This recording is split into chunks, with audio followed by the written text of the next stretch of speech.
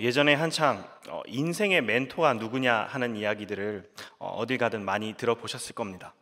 뭐 멘토까지는 아니더라도 뭐 자기가 있는 어떤 분야에 어떤 존경스러운 인물이 있냐, 내가 닮고 싶은 스승이 있느냐 한때 되게 일광적으로 이야기를 많이 했죠. 지금도 아마 종종 들어보실 겁니다.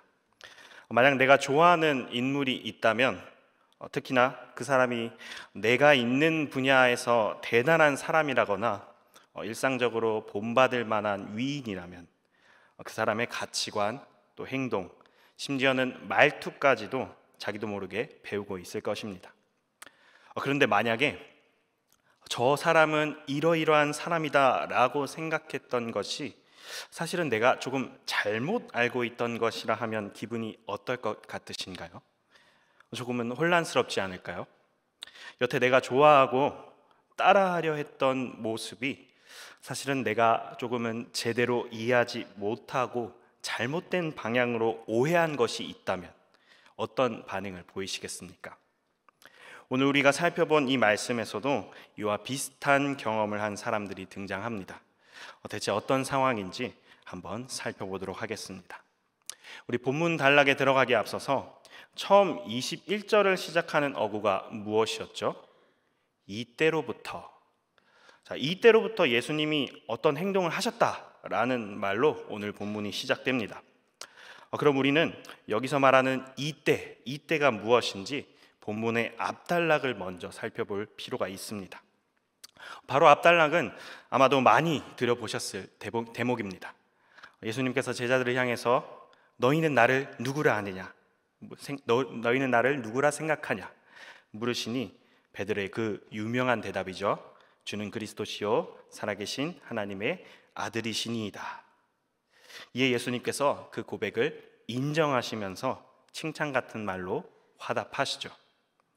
이 대목은 간단히 말해서 예수님이 그리스도다 라는 것이 이 제자들 앞에서 공식적으로 선언된 장면입니다. 그렇다면 본문의 이때로부터 라는 말은 예수님이 곧 그리스도라는 게 공표되고 나서부터로 이해할 수가 있겠습니다.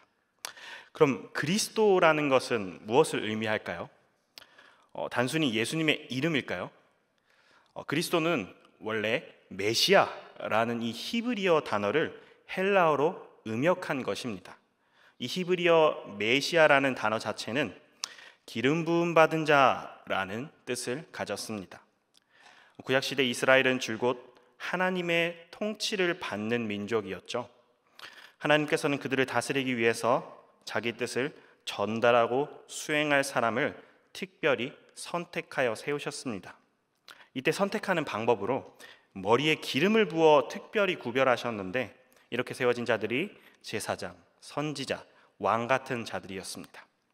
그런데 다윗 시대를 지나면서 이 메시아 개념은 각각의 직분을 넘어서 가장 이상적인 왕이자 인류가 대망하는 유일한 구세주인 누군가가 올 것이라는 사상으로 확대되었습니다.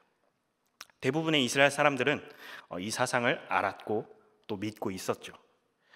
그리고 지금 예수님이 오셨던 이 시기에 이스라엘은 당시 세계를 호령하던 로마 제국의 지배를 받고 있었습니다. 당시 이스라엘 사람들의 마음속에는 과거 애굽 종살이 시절 하나님께서 모세를 세워 구원하셨던 것처럼 메시아, 이 헬라말로 그리스도라는 인물을 세워서 로마의 압제로부터 구원해 주시리라는 이 기대와 소망이 있었던 것이죠.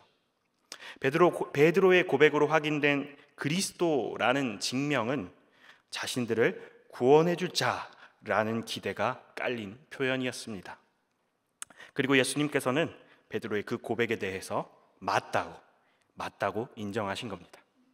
자, 이 배경 지식을 가지고 본문으로 이제 들어가 보겠습니다.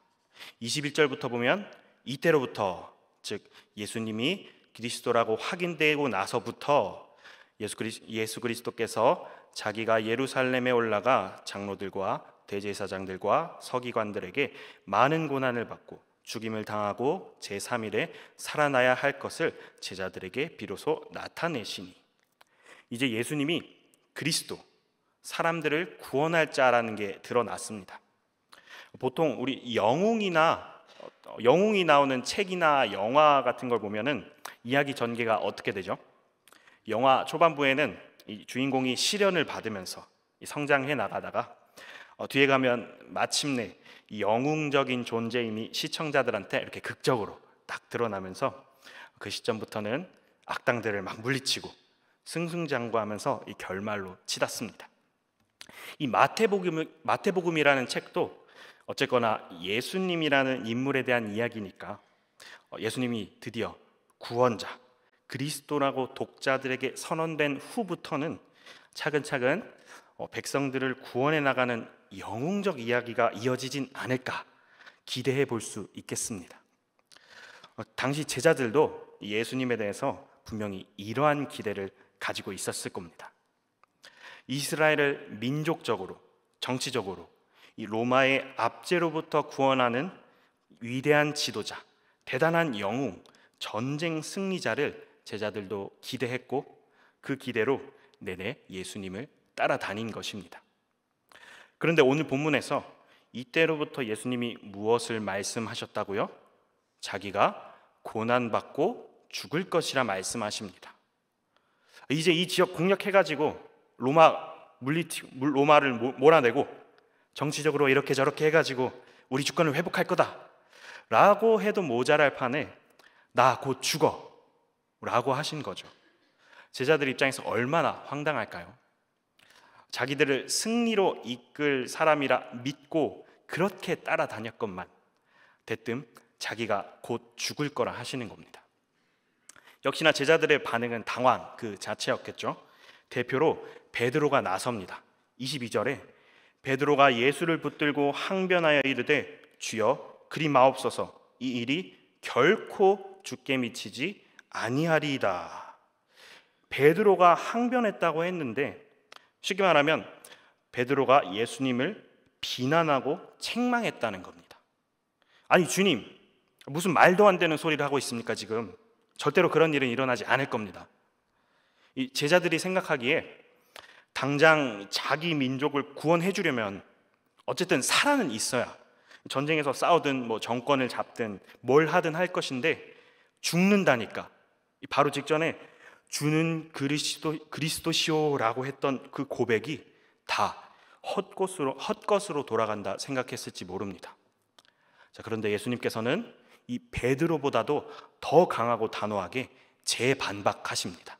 본문 23절에 예수께서 돌이키시며 베드로에게 이르시되 사탄아 내 뒤로 물러가라 너는 나를 넘어지게 하는 자로다 네가 하나님의 일을 생각하지 아니하고 도리어 사람의 일을 생각하는도다 하시고 베드로더러 사탄아 물러가라 하십니다.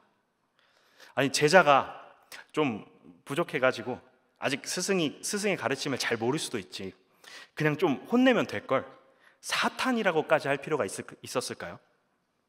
그 이유를 말씀을 통해서 더 알아보도록 하겠습니다. 이 답답한 제자들한테 예수님께서는 다음과 같이 또 말씀하십니다. 24절 이에 예수께서 제자들에게 이르시되 누구든지 나를 따라오려거든 자기를 부인하고 자기 십자가를 지고 나를 따를 것이니라. 예수님께서는 제자들을 향해서 제자도 나를 따르는 제자라면 어떻게 살아야 하는가를 가르치십니다. 그 방법이 무엇이라고요?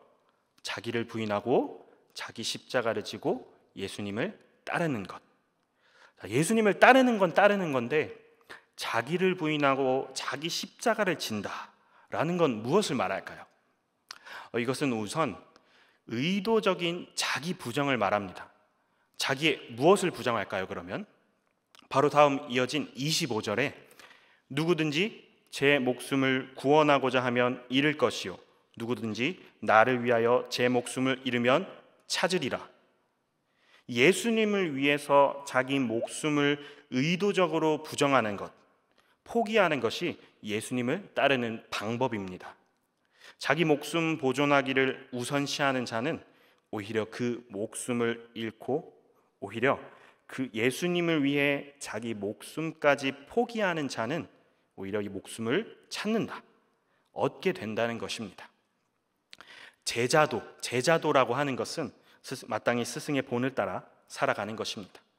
그런데 예수님은 우리를 구원하시기 위해 십자가에 죽으셨으니까 우리도 예수님처럼 다른 사람을 위해 혹은 예수님을 위해 우리 목숨을 내어줄 수 있어야 한다. 아멘입니다. 맞는 말입니다. 그런데 여기까지만 이야기하면 그리스도인으로서의 삶이 또 오늘 본문의 메시지가 전부 설명되는 것일까요? 우리는 예수님께서 자기 목숨까지 포기하며 자기를 따르라 하신 말씀에 더 깊은 저희를 살펴보아야 합니다. 우리 본문에 이어서 바로 다음 절 26절을 한번 보시겠습니다. 사람이 만일 온 천하를 얻고도 제 목숨을 잃으면 무엇이 유익하리요? 사람이 무엇을 주고 제 목숨과 바꾸겠느냐? 결국 사람에게 중요한 것은 목숨인데 앞절에서 말한 결과처럼 결론적으로 가장 중요한 목숨을 얻기 위한 선택을 해야 합니다. 만약에 온 천하를 다 얻었는데 정작 결과적으로 목숨을 잃으면 그게 다 무슨 소용이냐는 말이죠. 자, 그런데 여기서 온 천하, 이 온 세상의 부를 가리키는 이 말은 마태복음 초반부에 나왔던 장면을 떠올리게 합니다. 마태복음 4장 8절에서 10절 말씀을 한번 연달아서 읽어보겠습니다. 마귀가 또 그를 데리고 지극히 높은 산으로 가서 천하 만국과 그 영광을 보여 이르되 만일 내게 엎드려 경배하면 이 모든 것을 내게 주리라. 이에 예수께서 말씀하시되 주 너의 하나님께 경배하고 다만 그를 섬기라 하였느니라. 이 사탄이 예수님을 시험했던 장면인데 사탄은 예수님에게 천하 만국과 그 영광, 즉 온 천하를 주겠다 유혹합니다. 이때 만약에 예수님이 그 유혹을 받아들여서 온 천하를 얻게 되었다면 단순히 사탄에게 엎드려 경배한다로 여기서만 끝나는 게 아니었습니다. 이 사탄의 시험은 하나님께서 예수님을 이 땅에 보내신 목적, 예수님 보고 수행하도록 하신 하나님의 일을 못하게 하려는 것이었습니다. 그 하나님의 일이 무엇이죠?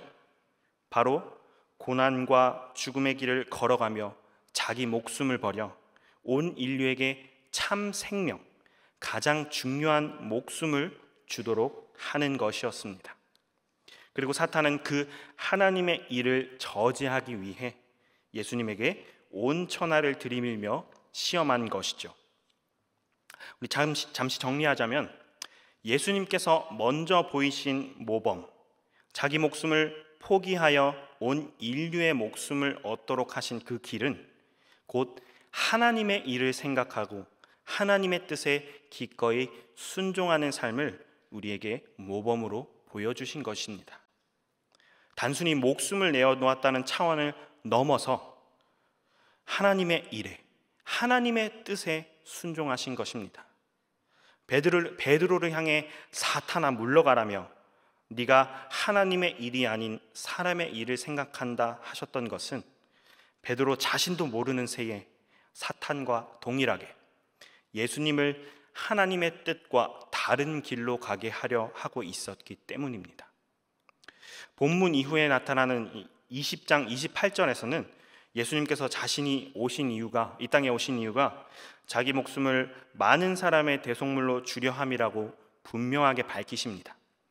예수님의 오심은 한마디로 죽기 위해 오신 것이었고 그게 곧 하나님의 뜻, 하나님의 일이었습니다. 정치적으로 또 군사적으로 이 로마의 압제로부터 구원해 줄 위풍당당한 영웅의 모습을 그렸던 이 제자들에게 이것은 너무나도 낯설고 당황스러운 그림이었죠. 하지만 그리스도, 메시아, 하나님의 선한 뜻을 수행하기 위해 구별되어 선택된 자, 이 진정한 그리스도는 사람들의 기대처럼 위풍당당한 영웅의 모습이 아니라 하나님의 뜻을 묵묵히 순종하며 따르는 자였습니다. 그것이 바로 예수 그리스도의 이 땅에서의 사명이었고 우리에게 먼저 보이신 모범이었습니다. 예수 그리스도의 제자는 예수 그리스도께서 자기 자신의 목숨보다 하나님의 뜻 따르는 데 순종했던 것처럼 그 모범을 따라 하나님의 뜻에 순종하길 힘쓰는 자가 바로 예수 그리스도의 제자입니다. 나의 만족과 유익을 쫓아 살아가는 것이 아니라 하나님 나라를 위해, 하나님의 영광을 위해 하나님의 뜻에 순종하며 살아가는 것이 곧 예수 그리스도의 본을 따라 살아가는 제자의 삶입니다. 그리고 그것이 바로 자기를 부인하고 자기 십자가를 지고 예수님을 따르는 인생입니다. 그렇다면 이러한 삶을 우리는 언제까지 살아야 할까요? 본문의 27절입니다. 인자가 아버지의 영광으로 그 천사들과 함께 오리니 그때에 각 사람이 행한 대로 갚으리라. 예수님께서는 십자가에 죽으시고 또 다시 부활하시고 하늘로 올라가시기 전에 다시 이 땅에 올 것을, 재림하실 것을 약속하셨습니다. 인자가 아버지의 영광으로 천사들과 함께 온다라는 것은 이 재림의 때를 말합니다. 예수님께서 다시 오실 때, 재림하실 때 어떤 일이 일어날까요? 이 날은 예수님을 통해서 우리에게 베푸신 하나님의 구원 역사가 최종 완성되는 기쁨의 날입니다. 그런데 동시에 각 사람의 행한 대로 모든 사람이 심판받게 되는 심판의 날이기도 합니다. 본문 마지막 28절에서는 여기 있는 사람 중에 인자가 왕권 가지고 오는 것을 볼 자들도 있다라고 하시는데 이것은 아마도 주후 70년에 일어난 예루살렘 멸망을 가리켜 말씀하신 것으로 이해할 수 있습니다. 이 예루살렘 멸망은 그 자체로 당시 유대인들에게 충격적인 사건이었음과 동시에 한편으로는 예수님 재림 때의 최후 심판을 예고하는 사건이었습니다. 그리고 그 멸망의 목적은 이미 임하신 하나님 나라, 곧 이 땅에 예수님이 임하심을 목격하는 것이었습니다. 그리고 그리스도의 제자에게 주어진 삶은 예수님이 다시 오실 때까지 단회성으로 끝나는 것이 아니라 마지막 때까지 계속해서 예수님의 모범을 따르는 삶입니다. 그리고 그 모범은 죽기까지 하나님의 뜻에 순종하며 하나님 나라와 그 영광을 위해 살아가는 것입니다. 사랑하는 영가족 여러분, 예수님께서는 먼저 우리에게 삶의 모범을 보이셨습니다. 그 모범은 하나님의 일, 하나님의 뜻에 순종하는 삶이었고 그 순종에는 자기의 목숨조차도 아끼지 않으셨습니다. 예수 그리스도의 십자가 죽음, 그 대속적 희생은 하나님의 뜻에 철저히 순종하여 목숨을 버린 것입니다. 그것이 곧 그리스도, 하나님의 선한 뜻을 수행하는 유일한 구세주의 모습이었습니다. 그리고 이제는 누구든지 그리스도를 따르려거든 그 모범을 따라 살도록 가르치십니다. 우리가 따라야 할 모범은 하나님의 뜻에 순종하신 예수 그리스도이며 우리의 신앙은 예수님이 삶으로 보여주신 그 방식을 몸소 실천하는 것입니다. 각자의 삶에 또 구체적으로 어떠한 결단과 어떠한 순종이 기다리고 있는지는 전부 알지 못합니다.